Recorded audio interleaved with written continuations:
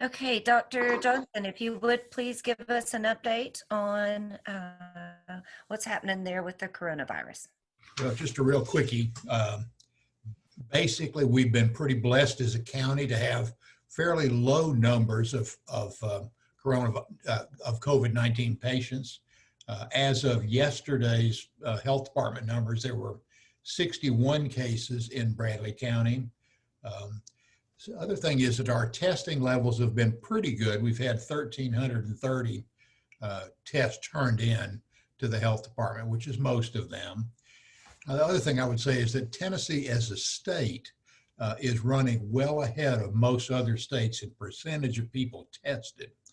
We've had averaged 8,600 tests a day in the last week or so. So Tennessee is actually doing better than most states and there's sort of a threshold number of tests that you need to be able to get to be able to have control where you can track individual cases. So all in all, things are going pretty well. Hospitals in pretty good shape right now.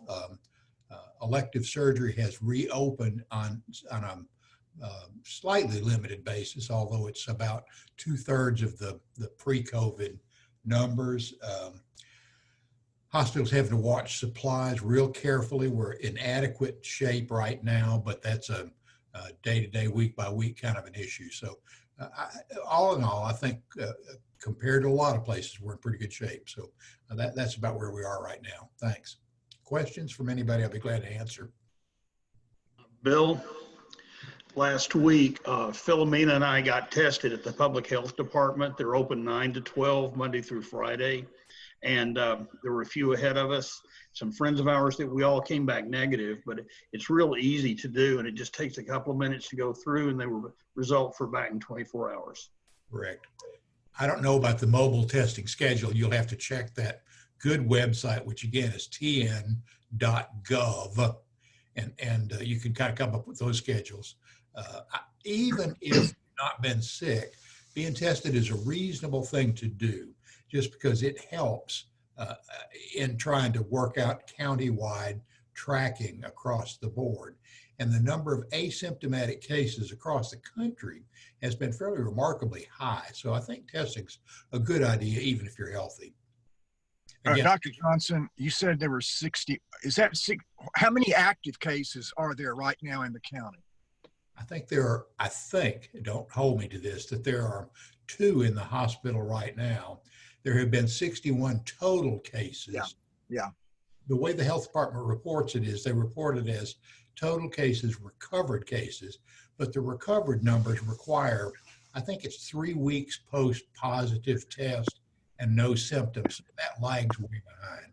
So as far as actively sick people, the only ones I know about, I think, are the 2 in the hospital right now.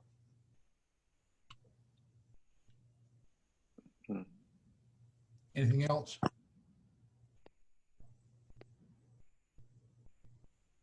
Oh, let me just mention one thing. Serology testing, blood testing for antibodies still is really shaky, and I would avoid that for now.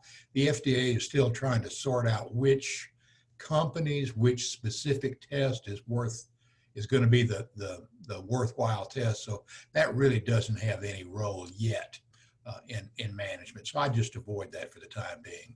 Eventually that'll be very helpful, but right now it's not.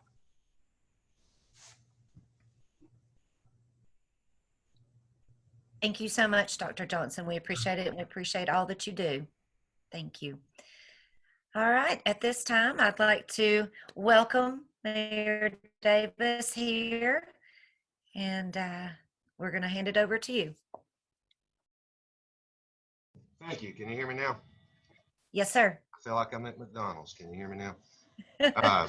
To add to what Dr. Johnson was saying, and I ditto everything he said, of course, there is a lag time on the recoveries, but the latest number we have is 61 positives and 47 of those are reported as recovered. So that's 14 that we're still waiting to get the word back on the recoveries, 14, which is, there'll probably be some more come in today. I don't think any recoveries came in yesterday or the day before, but usually we're right at 8 or 10 or 12 that are actually active positive in Bradley County. So that's not good, but when you consider 15,000 people, 10 or 12 active positives is not a bad number. Over the weekend, I'm sure you heard in the news, um, and as was said earlier, we're doing testing every day. Bradley County, Tennessee's been doing great, as Dr. Johnson said, and Bradley County's been doing their part and doing great also.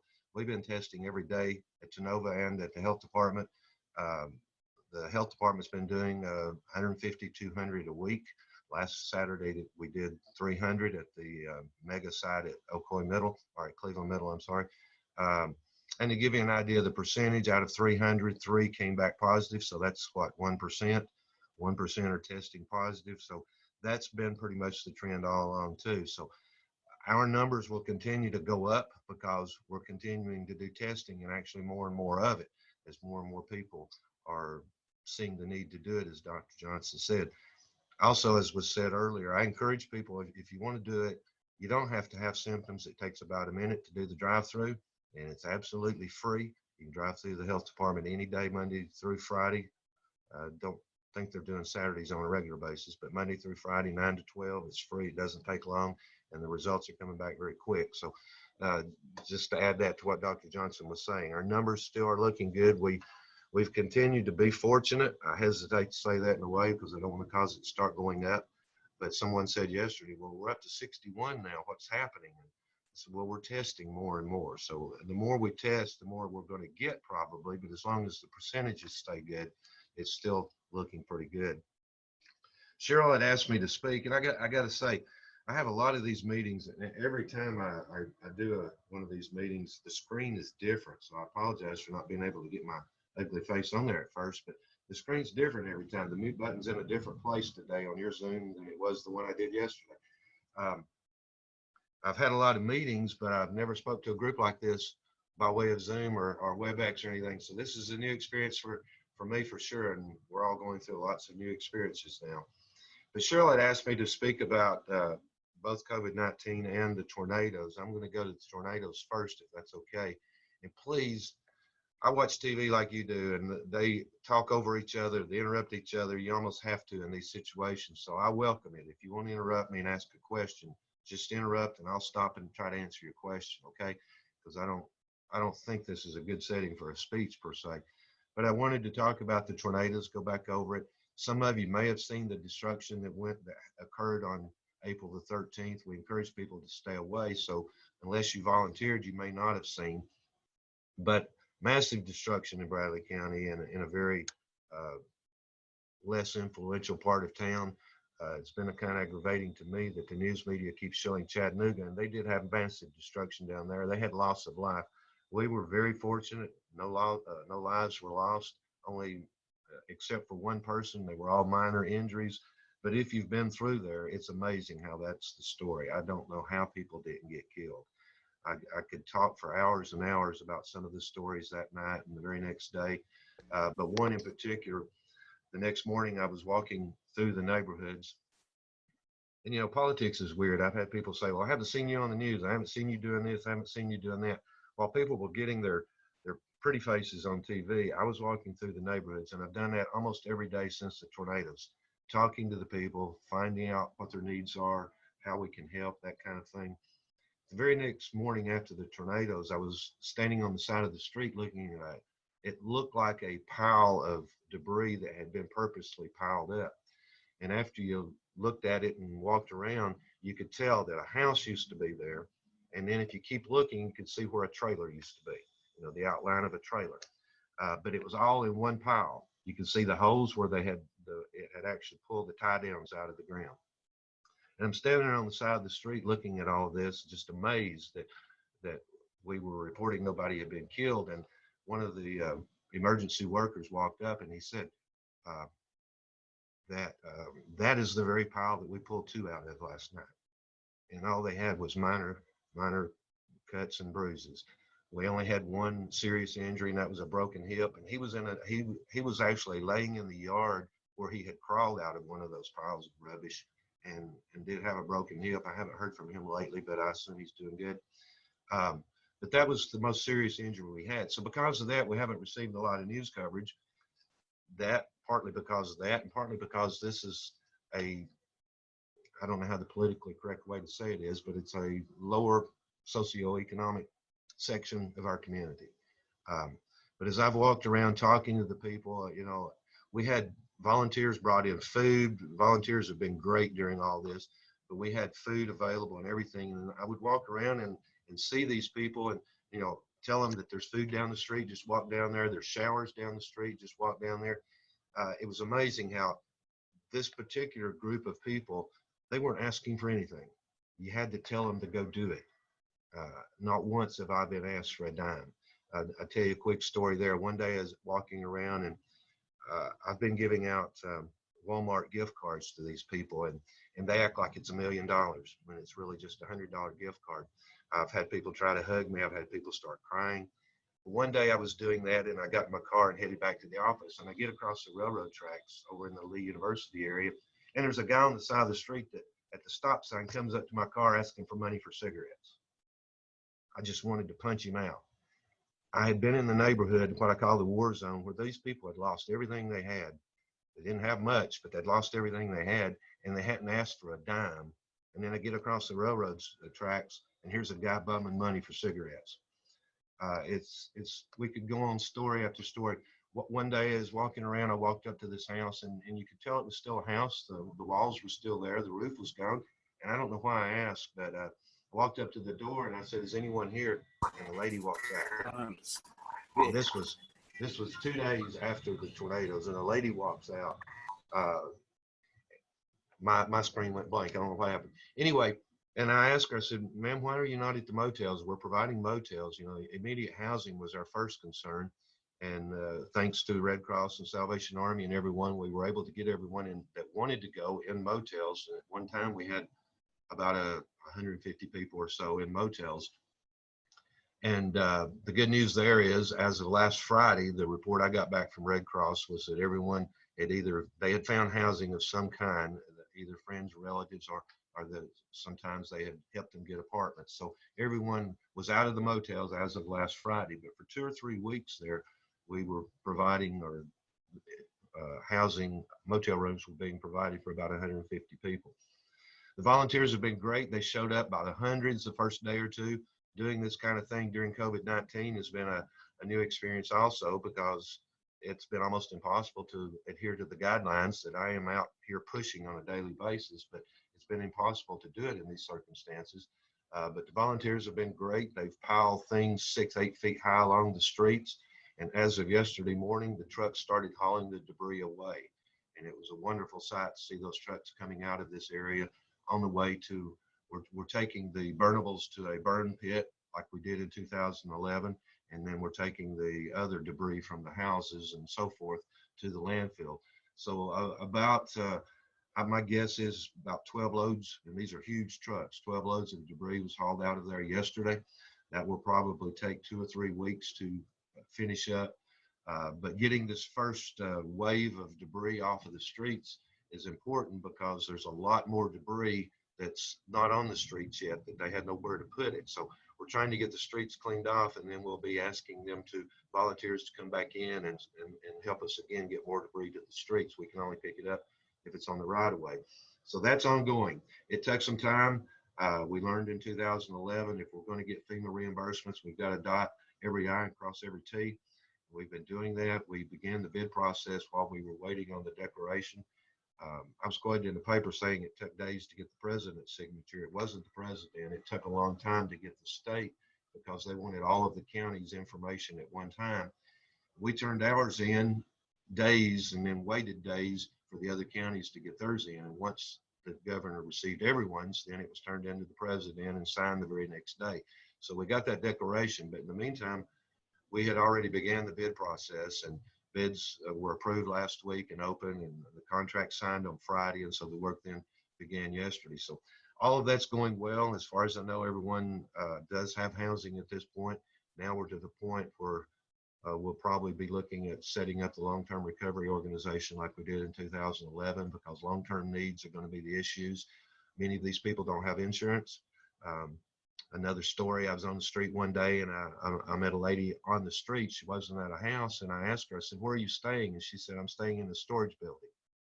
And I said, "Why don't you go to the motel? You know, they're being provided for everyone." And she said, "No." She said, everything I own is right here, and if I leave, it'll be gone. Everything she owned was very, very little, but she wasn't willing to leave and lose what she had. And there's a story like that I could go on for hours. It's in a way, it's bothered me more than 2011 because of the people involved have been so gracious and so nice and so unasking for anything, and yet they need so much. So I encourage everyone, if you have the opportunity to volunteer whenever time comes again, possibly this weekend, to volunteer, help get this cleaned up. Because in most cases, insurance is not going to do it. FEMA's helping some. There's lots of other people. The Red Cross and Salvation Army have been great. A lot of people are helping, but we're going to need a lot more volunteer help for this community to ever get them back to some normalcy. And again, they're not asking for anything. They just want to live a happy life, and they were happy. There's been some new roofs put on in the last couple of weeks. That tells you those people had insurance, but most of the homes are just there like they were 3 weeks ago. So a lot of work yet to be done as far as long-term housing is concerned in that area. Any questions about anything with the tornado? I know I'm talking quick, but I could talk for hours. Mayor Davis, I have one. And so if we wanted to volunteer, where do we go? The group, the way it was set up day one was you went to the Michigan Avenue Baptist Church, and then they assigned you, they put you in teams of less than 10 to abide by the rules, and then they sent you out. I assume they will be using the same location, but you would need to contact that organization. It used to be the First Baptist organization. What's it called now? Someone can jump in and refresh Is my that memory. CrossNet, Mayor? Right. This Ruthie. Yes, Ruthie. CrossNet will be handling that. They were in a meeting the other day. The plan now is we get the debris off of the street, and then you'll be hearing us ask for, all right, volunteers, come back. We need more help, because volunteers can go on the private property and bring more to the street. But I assume they'll be doing it again at the Michigan Avenue Baptist, but I would contact CrossNet, or it'll probably be in the news to tell you where to go. And again, in those situations, we're trying to abide by the COVID-19 guidelines, because I'm really big on that, but it is tough. And I can tell you, the people in this area, they're aware of the COVID-19 guidelines, like the lady that wanted to hug my neck but backed off because she realized she couldn't. But that's not their top priority. But yeah, we'll be needing a lot more volunteer help in the very near future. And probably they'll have most of the streets in this particular area cleaned off this weekend, so that we'll be back out and doing more of that work. Other questions? Mayor Yes. Hetfield here. Ruthie, you, Mayor Davis, can someone take the responsibility of getting the information to Mary for somebody to send us out an email when that volunteer starts back up? I want to be involved in that. I never found my place before, but I want to get involved. And so somebody send an email out for us on that. Pat, I can follow up as I get information on that as well. And I also wanted to mention that we're doing Caring Place and United Way. We're doing some long-term recovery case management work on the people. And FEMA has been very quick to respond. I filled out several applications last week for some folks that did not have insurance. One of them had all three of them had total loss. One of them received almost $30,000 for a mobile home. The others are working on some other stuff, but they did receive almost $1,300 a month to help them, just reestablish. So, Right. Yes, I will pass that on through email. I'll get that to Cheryl so she can get it out to everybody. And then also just want to let y'all know that FEMA is responding quickly. Yes, and the Caring Place is taking on, we've had several cases, Ruthie, that we've been dealing with, all kinds of, But anyway, a lot of great organizations in Cleveland. I want to say thanks. I have a Ruthie. question. Go ahead. I have a question too. You're talking about hauling debris and everything. There's some of us that aren't capable of hauling debris. Are there any kind of volunteer things that older people with replacement parts can do? Well, in that case, it might be more financial. I don't want you over there working in the war zone because of COVID-19. What we're doing, we're hauling the debris off. We've contracted with a company that has huge trucks in there, and the things that they're picking the wood up and hauling it off, tons and tons of it. What we will be needing from volunteers, but not you, to come in and start carrying more debris to the sidelines so we can come back through with a second wave and pick up more of it. We can't go on private property and clean up that house that was destroyed. But if someone gets it to the street, now if they have insurance, the insurance will pay for that. But a lot of them don't have. Now FEMA is helping with those kinds of things too. Ruthie can talk more about this, but another problem we're having over there is with the COVID-19 things, FEMA didn't come to town like they did in 2011. They're doing everything by phone or email, online. Well, these people aren't set up to do that, so they need lots of help. So people like Ruthie are stepping up and helping them.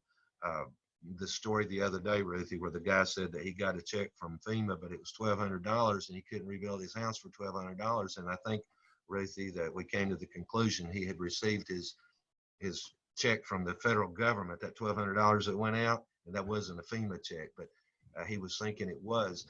And I don't know how to say it, but these people need a lot of help with things like that.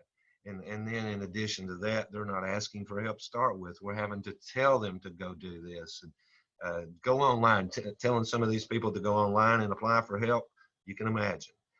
But now we've learned, tell them to go talk to the Salvation Army and people like that, and they will help them work through it. But there's still financial help going to be needed to organizations such as United Way or Salvation Army or the Red Cross. That might be what you would do, because I don't want you to overlook the COVID-19 situation that is very serious. And especially, a lot of people started out thinking it was an older population problem, and the younger people kept going to the beaches, remember? But it's not. It's everyone's problem. It's just that it negatively affects the older population more. So, no, I don't want you going out there and helping. I appreciate it, but you can encourage other people that are more not as prone to have the COVID-19 problem, possibly. We're asking you to wear masks. We're asking you to observe the 6-foot rule and all those kinds of things, even in these situations, but it's not always possible. Other questions? I have a question. This is Caitlin with the Banner. I was wondering if you have, in the tornado cleanup efforts, worked at all with the United Way, and have they made mention of this being the Alice population? We've been out there a couple times to do some reporting, and one of the things that we noticed is this is one of those economically disadvantaged communities. Have you observed, or have in your work with the United Way during the cleanup, has there been any mention of this being the Alice population in Bradley County? And are there any specific programs that you know of with the United Way or with the tornado cleanup effort to help this population? I'm not familiar with the name you just used. If you recall, the United Way's Alice population, the asset limited, income constrained, employed, it's the working poor study. And it's definitely that. And another interesting thing about it, we call it East Cleveland, and most of it, 99% of it's not even in the city of Cleveland. If you look at Cleveland on a map, it's an area of Cleveland that they don't want to annex because there's no benefit. So even though we all think it's part of Cleveland, it's actually outside the city of Cleveland. That's why the contract with this company, Bradley County, is doing it, and what little bits in the city, we're going to clean it up also. But no, I'm not that familiar. It is definitely the lower economic, socioeconomic part of Bradley County, probably the lowest section of Bradley County. I always brag that we don't have slums, and this is not a slum area, don't get me wrong, but it is a lower income area. A lot of hardworking people, a lot of older people, people that are going to need a lot of help. United Way is in there helping all they can. They were especially there the first few days when we were passing out food and things. I've been more on the getting the cleanup going as much as possible, and letting the Salvation Army and the United Ways and the Red Crosses worry about the housing part. Although at first the housing was my first concern, because in 2011 most people had insurance, and so they were put up in motels or they were put up in apartments and so forth right off the bat. These people weren't. So we immediately took some to the motels that night. But like I said before, we learned the next day and the next day, there were a lot more people there that needed housing that weren't asking for it, didn't get on the bus and ride to the motel. We ended up with 150 in the motel, but only about 6 or 8 rode the bus that night. That tells you they weren't looking for somebody to come and take care of them. if you understand what I'm saying. So I think Ruthie can attest to this. You've got to push them to ask for help. We have a grant for lower income people to provide housing that we're going to be applying for. Also, those things take time, but the good thing is I think their immediate needs for housing are taken care of, not the long-term needs, but I think the immediate ones are taken care of through the help of Ruthie and people while we work on grants and these other things to help out with the long-term. Right now, we've got to get the area cleaned up. There's work that could be, these people would be over there working on their own houses if they could, but many times they can't even get to their house. It's so piled up. So we've got to get it cleared out and then get more volunteers in there to bring more debris to the streets and then start looking at fixing some of the houses. There've been a few roofs going up over the last few weeks, but not many. Most of them are still sitting there like they were day one. So I sort of haven't answered your question, but that's an area that I haven't been involved personally with that much. Yeah, you had also mentioned a financial contribution. Can you just send out a reminder of where people can donate if they maybe can't assist with the cleanup? Any of the organizations that you know of, I don't really want to be accused of pushing one. We have pushed the Salvation Army a lot because they've really helped a lot. They helped a lot in 2011. You can't go wrong there. American Red Cross did a lot early on. They do a lot for immediate housing needs. I'm not hearing that much out of them now, but early on they were great. The Caring Place has helped a lot. A lot of the United Way has helped a lot. Any of those organizations would be fine. Someone said, well, pick one. And the other day, I'm sure the others don't appreciate it, but I picked one and I said, Salvation Army. I know they're helping a lot. So, but any of them would be good. If you can't do physical help, that's where the needs should be. And then as we work on the long-term recovery things, in applying for grants, these volunteer hours count a lot. So that's why not only are you helping while you're there working, but we get to count the hours toward matches for some grants, whether it be FEMA or these Tennessee Housing Development Agency grants and so forth that are available out there. All of them have costs affected to them, but the volunteer hours do count. So that's why you report somewhere like that, the Michigan Avenue Baptist Church and the CrossNet, they are documenting everything because documenting is very, very important with FEMA or anything else. So that's why we ask people, say, why do I have to go to the church? Why can't I just go over there and start working? We want you to report in so they can get your names and the hours you're working and all these things. We ask you to go back when you're through, and that way they know how many hours you work. All of that is very, very important for all of the things such as the grants that we're talking about. Thank you. Thanks. Any other questions on the tornado? No questions? Switching to COVID-19, a lot of it's already been said, and you're going to have to interrupt me because I can't look to see when my time is up. COVID-19, of course, has been another experience for all of us, hasn't it? Who would have ever thought something would affect Bradley County, Tennessee, the country, the whole world? I mean, it's just beyond our imagination. Before I do run out of time, though, I want to emphasize I'm excited that we're getting open back up. I'm glad the hospitals are able to start doing surgeries again. I'm glad the barbershops are open. Obviously, I'm glad that's going to happen here. And then yesterday, and for some of them, they're gradually opening. All of those things are very important. People have got to get back to working, having their jobs, and having to be able to go to the department store to buy something they need. All of that's very important. But we cannot forget the seriousness of this, and it's going to continue. I'm sure Dr. Johnson will agree. This virus is not going to go away. We're just hoping to get it under control until we have a vaccine in place. And even then, I mean, we have flu shots every year, but how many thousands of people die from the flu? So this is not going to go away. We've got to remember the guidelines about, the gatherings of 10 or more is very, very important. The 6-foot rule is very important. The constant hygiene, washing our hands is very important. Another thing while I think of it, industry locally has been wonderful. Renfro, as you saw in the paper the last couple of days, is over there making masks, and they gave Bradley County thousands of these masks, and they're shipping them to the state and other places. But those masks are being made right here in Bradley County. They've switched from making socks to making masks, and it's a very good mask. The Beersdorf, I believe is the way you say the word, the old Dr. Scholl's place, is switched over to making the hand sanitizer instead of suntan lotion, and they gave us thousands and thousands of bottles of that to provide to we gave them to the hospitals, the doctor's offices, everywhere.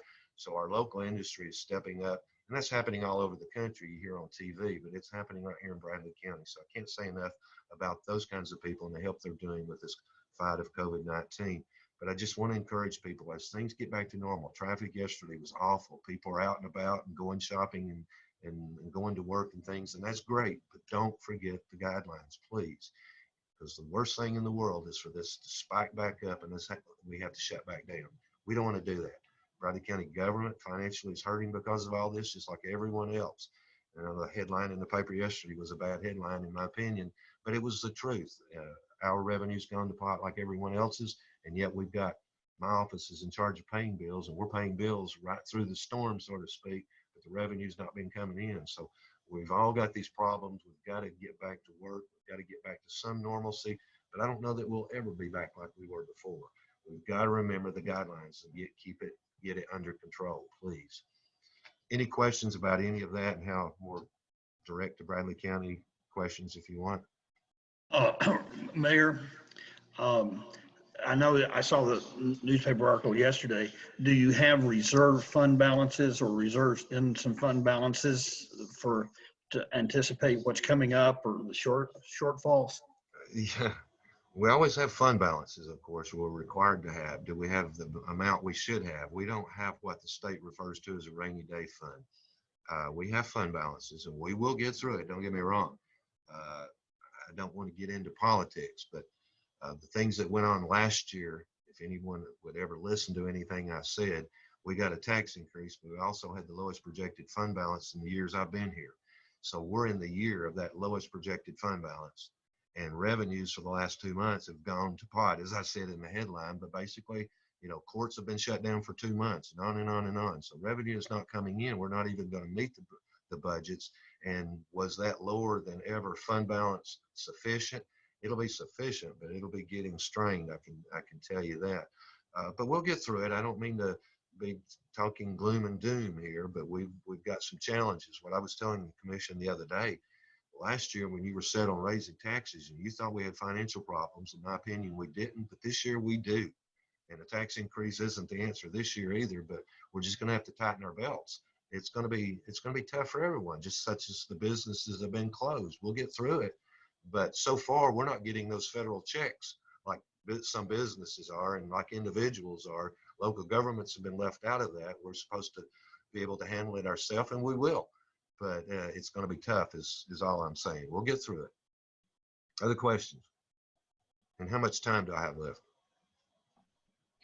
Mayor Davis, you had mentioned really briefly, you said that, you know, we have flu shots and lots of flu cases every year, and yet, you know, people still, you know, die or have very severe cases of the flu. And so that's reason to continue to take COVID-19 seriously. Can you elaborate a little bit more on that? I know that's something that we have talked about in the past, but not a lot of people have touched on that issue of this being like the flu, but people like to use that argument as a means of not taking COVID-19 seriously because the flu is so much more common. Yeah, Dr. Johnson would need to compare the two, and they are so different, so I don't want to make it sound like they're the same, but we do lose thousands of people every year to flu. And I always encourage people to take the flu shots. Now, I know some people are against that, but to me, it's worth the gamble. Take the flu shots. I even jokingly tell my employees, if you don't take the flu shots, you don't get sick days. We need to take those flu shots. Once they come up with a vaccine, and hopefully they do soon, we will need to do that. I just don't think the virus will go away. I think it will be a lingering thing such as the flu, and it probably will change every year, and that's why the flu keeps staying. It keeps changing. When we think we've got it killed, another variety or whatever the right term is comes out. This will probably be something more like that, but hopefully we can get it under control. You know, I've always been taught that when you have challenges and when bad things happen, there's usually some good to come out of it.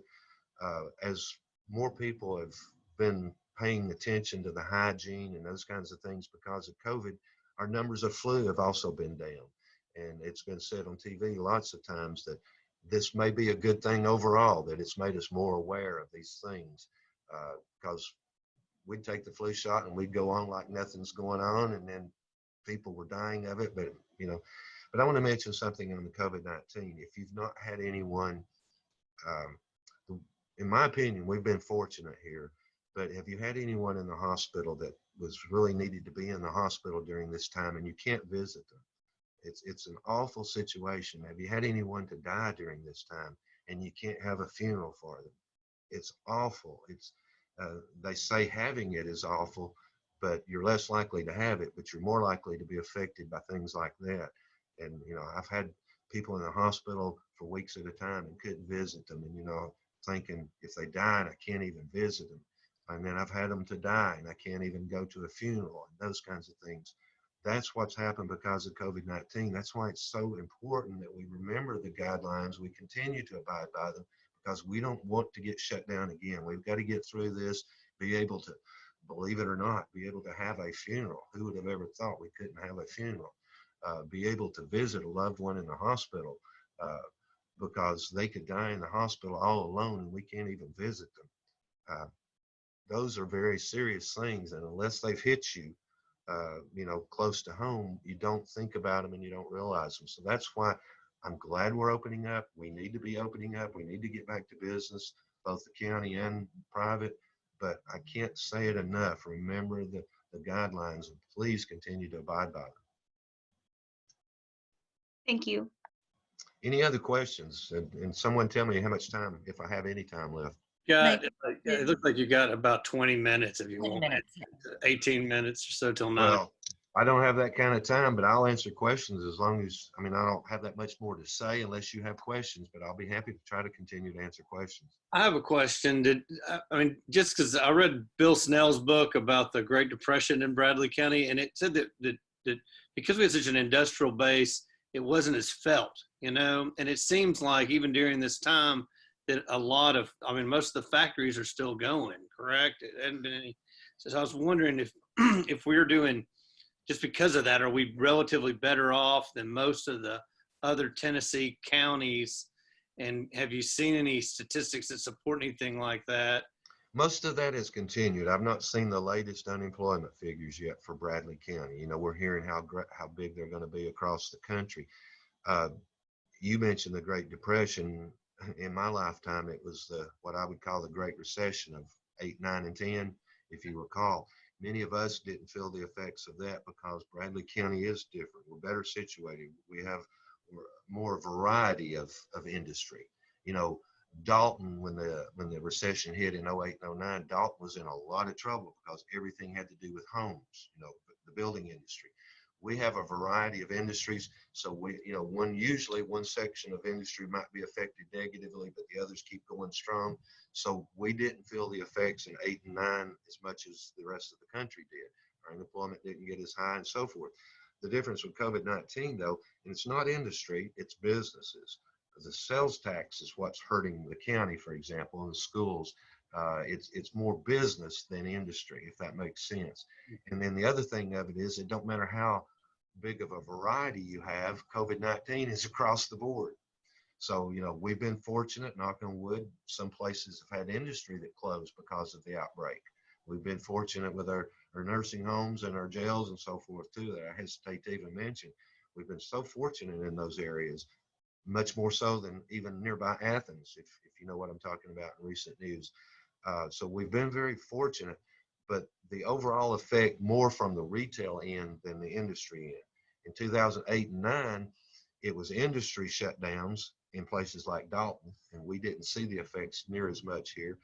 And that affected retail because people were out of work, but it didn't shut. Who's ever seen Belk's closed?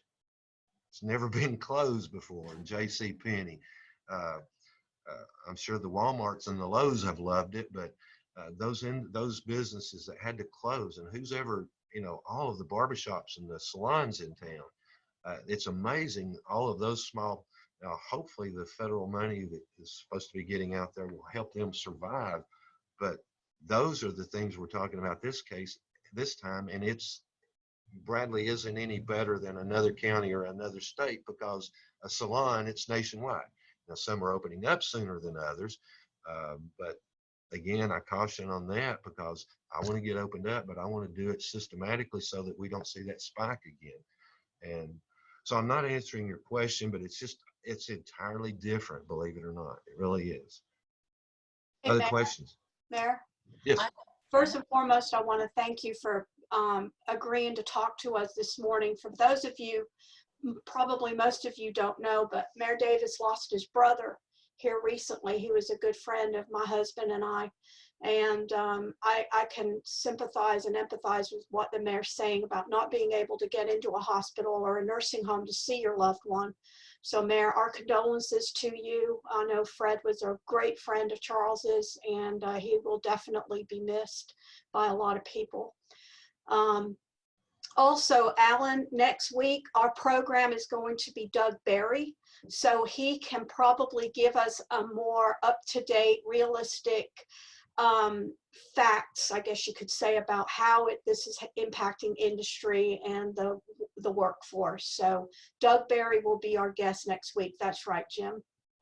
If I could, on that note, Cheryl, while COVID's going on and while the tornado's going on, life still goes on as usual in many ways, and we are constantly recruiting to bring new industry here.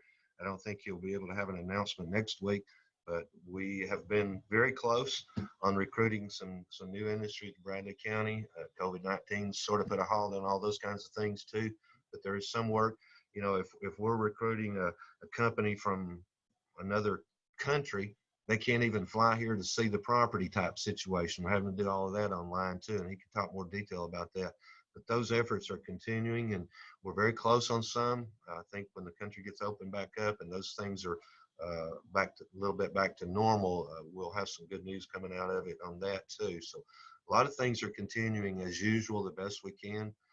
From a county government point of view, there's lots of projects that we've been able to do during this time, but many projects have been put on hold because you can't get this or that done. That particular industry's closed and so forth.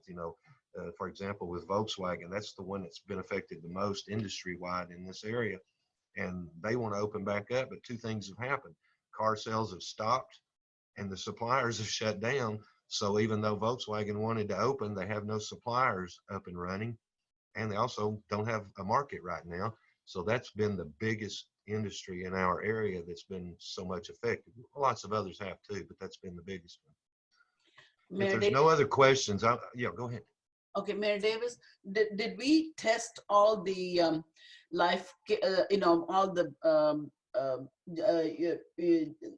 the jail people, also people in the jail, and also all the old people homes?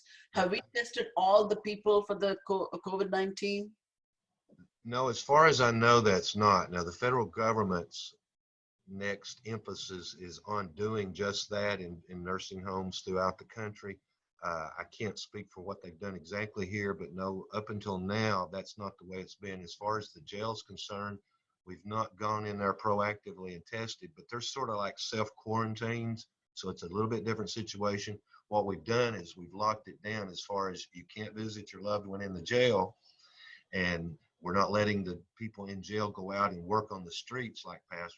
We're keeping them quarantined to prevent it from getting in there. And so they've been in there long enough, they've gone through the 14-day thing, so they don't have it. We have had one or two questionable situations and they were tested, but as far as just going in, they're already self-quarantined is what I'm saying. If you get tested and you're positive, you're told to go home and self-quarantine for 14 days. Well, we're already doing that there. And so far we've been fortunate in that.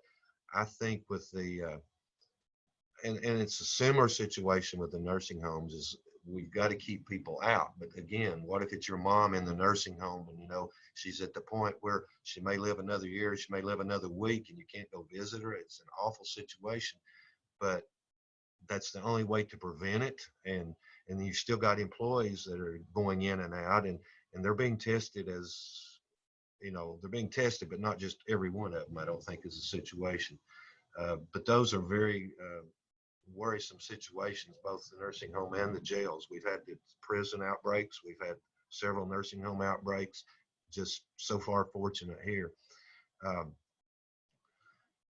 I wanted to repeat a quote that sometimes I have it on the radio as when I'm reminding people to remember the COVID-19 guidelines.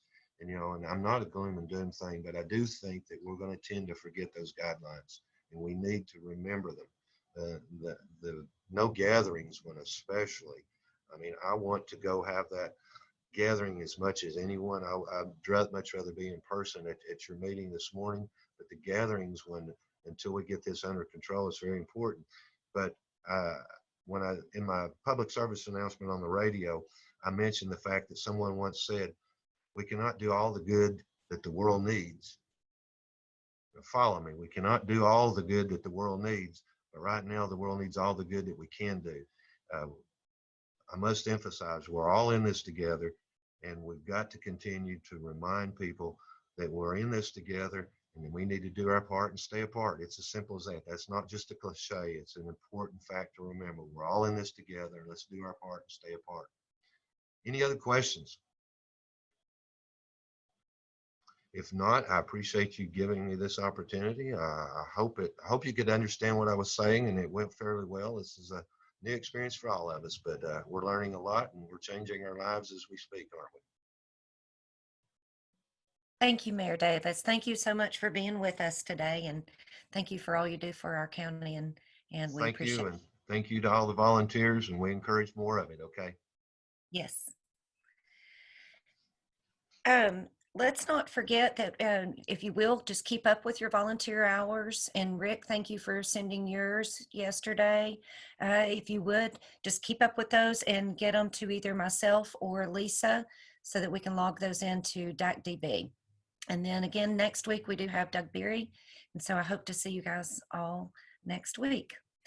So if you would please join me in the 4-way test. Of the things we think, say, or do, is it the truth? Is it fair to all concerned? Will it build goodwill and better friendships? Will it be beneficial to all concerned? Thank you guys so much, and I hope you have a great day and a great week.